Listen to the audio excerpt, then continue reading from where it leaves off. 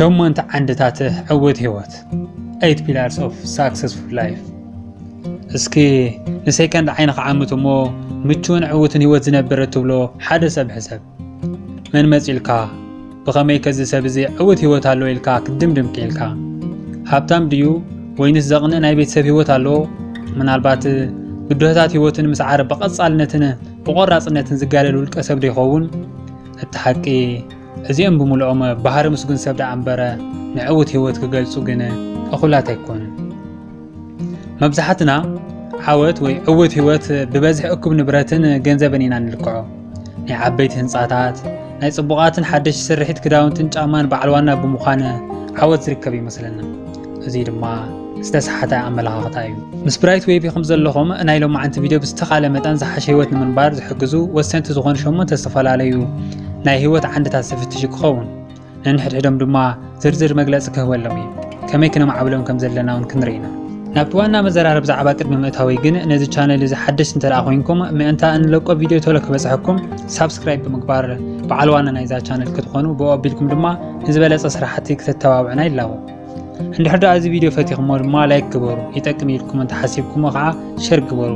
انت انتم قدم حزي سوانا نايز channel زخونكم كبرتي هابلنا دقافكم اي فلينا كبلفتو شمن توسنتي عندتات عوت هيوت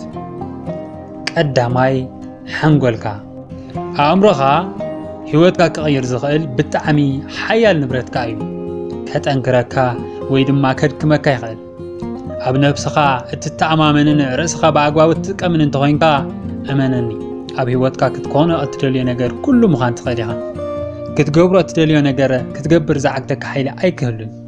تايدا حنقولكا ببورها تحساسبا ملايو ببمعالتو أمعبلو تتأملو دما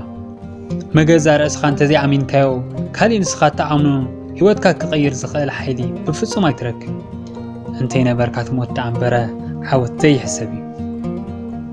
نزبالات تحساسبا نفلتات دما أمسكانو خون سنقاقو حماس حفتان بب جزي خان جنزب كان عرس خاب من معبار أوعل تمهار تمرامر أبناء ترادو أسر حتى لما تساتف يسوس أقوم وقنات التريل لمدبه يهالخا كال آي تعنا مبزحتنا تعنا كابل على زوهاولنا كبار هابتكم زخونا أي ردعنا تعيات بمخانا كندينا إذا أكل عدلنا خم زخونا أين جنزبن هبتعنانا بزح تخرات أين جبرن تعنا ذهبنا جزيابير دامسكنا أكلا من قصاص بمقبارن تعنو زحلو مجيب بمقابن تعنانا محلاون مقصالين تخيلنا ترحيو عوت هيوتنا من بار حلمنا كنا قدر نغل مغنيات لما تعنا مس علامة هيوتنا بقطعة هايو زتحاز تعنا انت زي الليو علامة هيوت هاي كله إذا حاشت عنا لما أكلا من قصاص قبر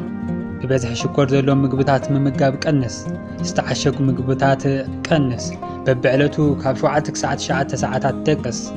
كاب تنقت نصا مخانه ناي كل اوان صعرخ يكون عرس خاف تحت تزنانه اقول ما يناي مستاي دما صبق بحالك تمعبلالك سالساي بيتسبكا عوت هيوتن من بار ناي قدن معوري ناي بيتسب ركب الله مستفكرون زفكره كان سب طعم غزي محلاف زمسلو زركع نغير يلن كاب مس بتعم تفوتو سدرا طعم غزي محلاف بالعلي باهتا زفتر نغير يلن بيت سبكا غزي هاب مخنياتو سراح محازان ገንዘብን ዝመጹን ዝወጽን እዩ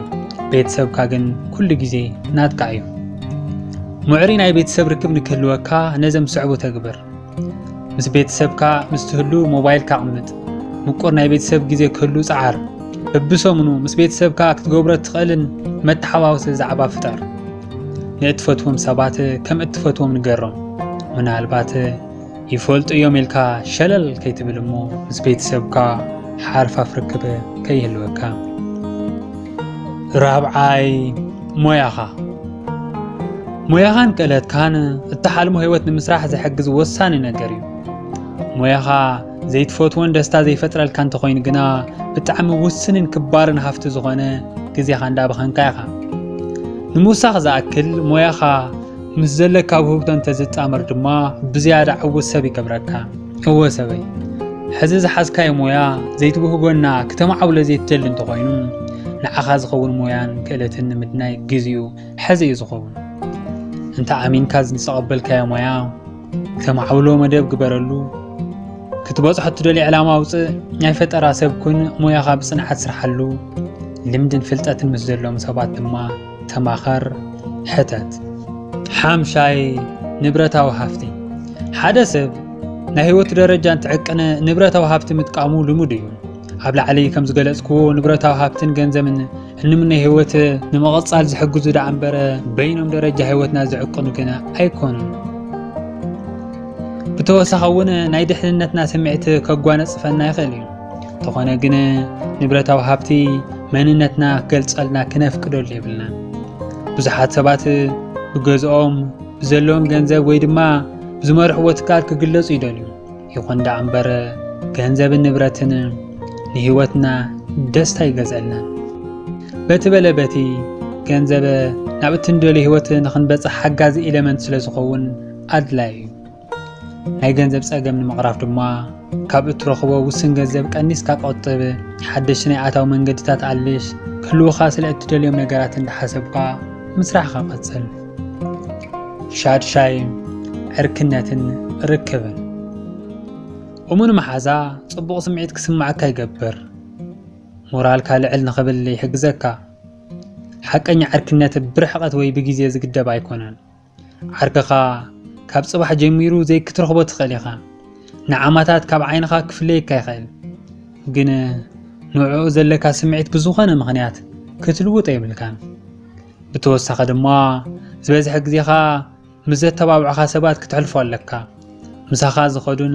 ንዓኻ ዝመስሉን የዕረኽቲ ብንቕሓት ምልላይ ይቀጽል ብኣንጻሩ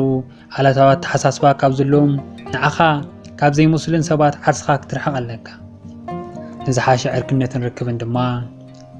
ምስ ዝረሓቑ የዕረኽትኻ ንምርኻብ መደብ ግበር ናይ ዓለምና ዓበይቲ ሰባት ናይ ዝኾኑ ሰባት ማለት ከምኒ ናይ ጋንዲ ማንዴላ ሉተር ኪንግ ወዘተ ህይወት ታሪኽ ማለት ባዮግራፊ አንብብ ሕማቕ ባህርን ኣተሓሳስባን ካብ ዘለዎም ሰባት ርሓቕ ሓሜት ኣቋርጽ ሻውዓይ ደስታ ህይወት ሓንትን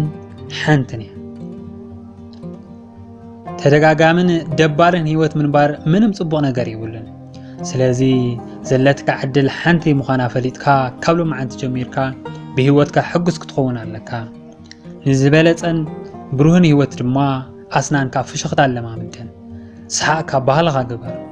ባህታ ኣብ ዝፈጥሩልካ ሰሙናዊ ክስተታት ተሳተፍ ኣብ ስራሕ ቦታ እውን ተኾነ ዓርስኻ ተዝናንየሉ መንገዲ ድለ ፍጹም ዝተፈለኻን ተባዓን ዘብለካ ዝኾነ ጽቡቕ ነገር ንምግባር ጻዓር ሻምናይ ሕልምኻ ወይ ዕላማኻ ንዓለም ዝኾነ ነገር ምብርካትን ኣወንታዊ ለውጢ ምምጻእን ዓብዪ ሓጎስ ዝፈጥር ነገር እዩ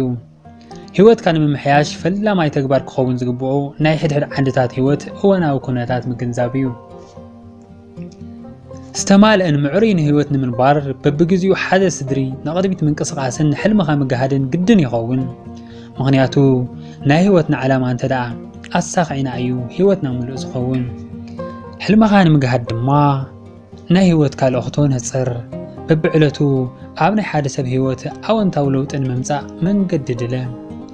ዝተጸገሙ ወገናት ምሕጋዝ ኣብ ናይ ተራድኦ ማሕበራት ተሳተፍ ዋላ እውን ብግልወት ክኸውን ይኽእል እዩ